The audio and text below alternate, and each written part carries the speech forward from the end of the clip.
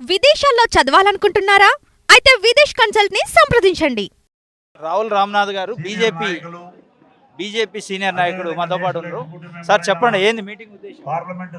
ఈరోజు భారతీయ జనతా పార్టీ శాసనసభ పక్ష నాయకుడు ఏలేటి మహేశ్వర్ రెడ్డి గారి నాయకత్వంలో కేవలం రైతులకు కాంగ్రెస్ పార్టీ ఇచ్చినటువంటి ఏవైతే హామీలు ఉన్నాయో వాటిని నెరవేర్చకపోవడంతో గత 10 నెలల నుంచి రైతులు ఇలా రోడ్డు మీద పడి ఆత్మహత్యల పరంపర మళ్ళీ కొనసాగించేటువంటి పరిస్థితి కొనసాగుతున్నది.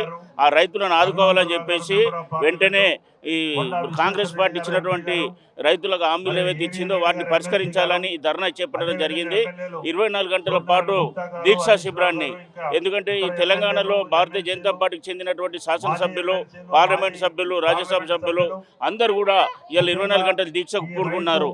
కేవలం అధికారంలోకి రావడం కోసం ప్రజలను అనేక రకాలుగా ఇబ్బందులకు గురి చేసి తప్పుడు హామీలు ఇచ్చి మోసపూరితమైనటువంటి వాగ్దానాలు చేసి కాంగ్రెస్ పార్టీ 420 హామీలు ఇచ్చింది.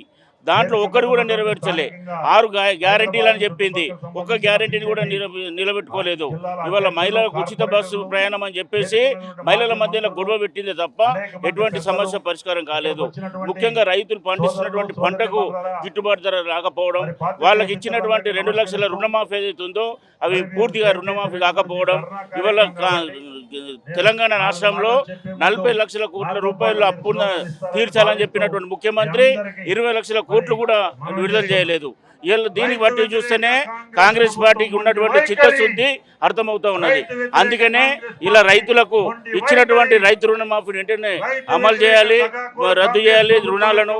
దాంతోపాటు ఏదైతే రైతు బంధు పథకం కింద ఇవ్వాల్సినటువంటి డబ్బులు ఉన్నాయో వాటిని వెంటనే రైతు ఖాతాలు జమ చేయాలి. గిట్టుబాటు ధరను పరిష్కరించి ప్రతి దాంట్లో కూడా రైతులకు మేలు చేసే విధంగా ఈ కార్యక్రమం చేపట్టినాం.